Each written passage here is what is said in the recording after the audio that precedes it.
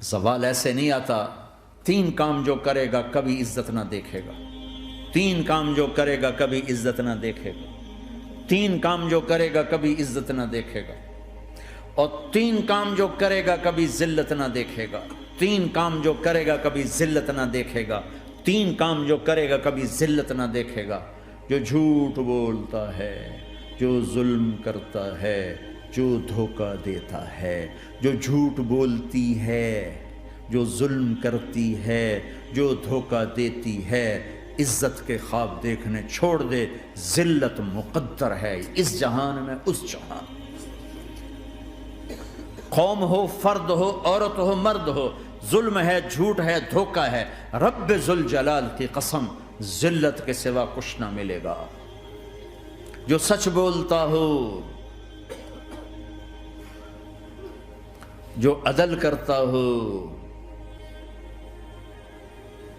جو دیانتدار ہو، اس کے لیے عزت مقدر ہو گئی، ہو گئی، ہو گئی. سچ ایک فرد میں ہے، عدل ایک فرد میں ہے، دیانت ایک فرد میں ہے یا ایک قوم میں ہے. انہیں عزت دینا یقینی ہو گیا. میرا اللہ انہیں دے کے رہے گا، چاہے وہ اللہ کو مانتے ہیں چاہے اللہ کا انکار کرتے ہیں. آگے آخرت کا مسئلہ الگ ہے. یہاں قوم، فرد، قبیلہ، کوئی مذہب، پتھر کا پجاری، آگ کا پجاری سچ بولتا ہے، ظلم نہیں کرتا، دیانتدار ہے، اللہ کی قسم اللہ اسے عزت کی زندگی دے گا. رات کا تہجد گزار، دن کا روزے دار، کہیں ظلم کرتا ہے، کہیں جھوٹ بولتا ہے، کہیں دھوکہ دیتا ہے، ذلت اس کے ماتھے پہ لکھ دی جائے گی اور موت کے بعد کی ذلت بھی ساتھ اٹھے گی. تو اللہ کو راضی کرو. کیسے؟ کبیرہ گناہوں سے بچ کر، اس کے سامنے سر جھکا کر. دوسرا کام، اللہ کے بندوں کے ساتھ معاملہ کرو.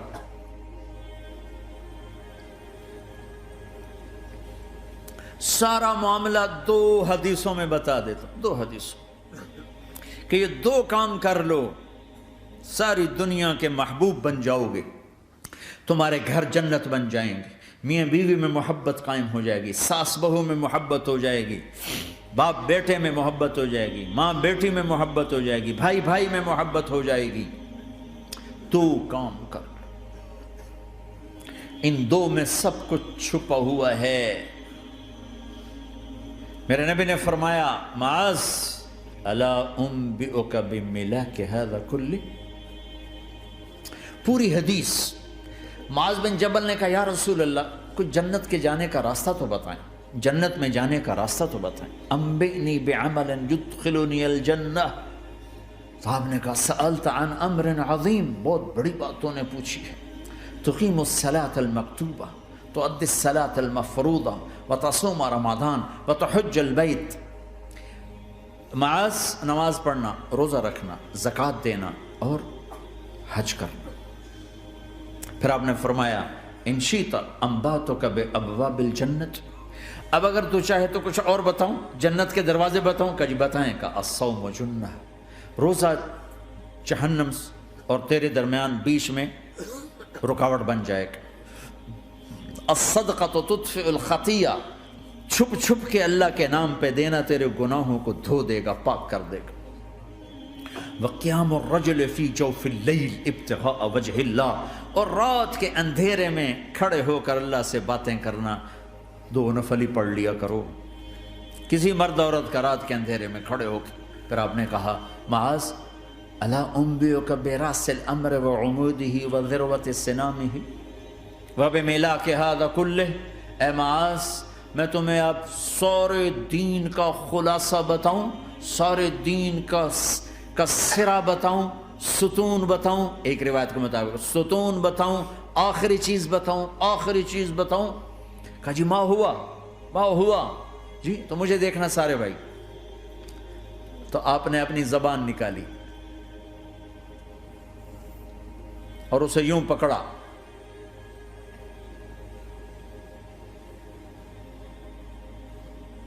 معاذ کف ھذا، معاذ اپنی زبان پہ قابو پا جا.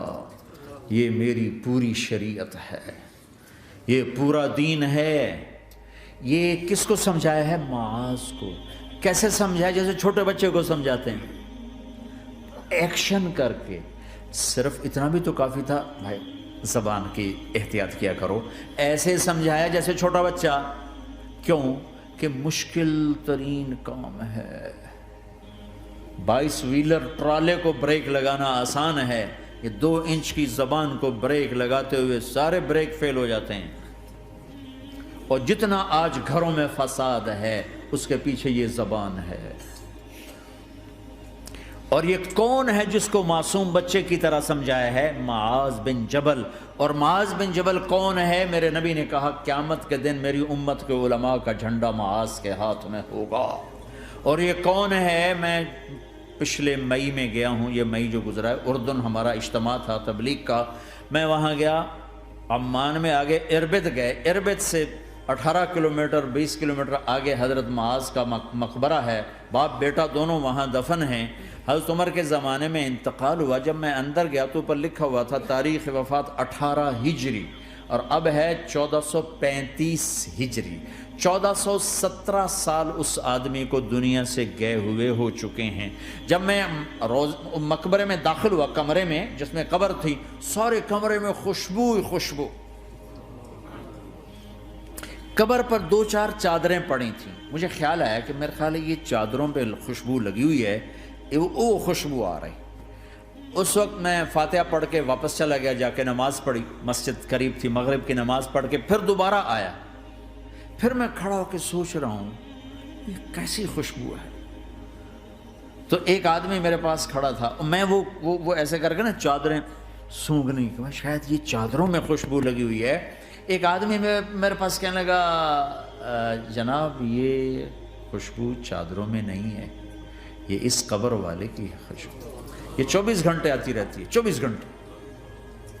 پھر میں نے فزیکلی ایک ایک چادر کو سونگا، کسی ایک چادر میں کوئی خوشبو نہیں تھی۔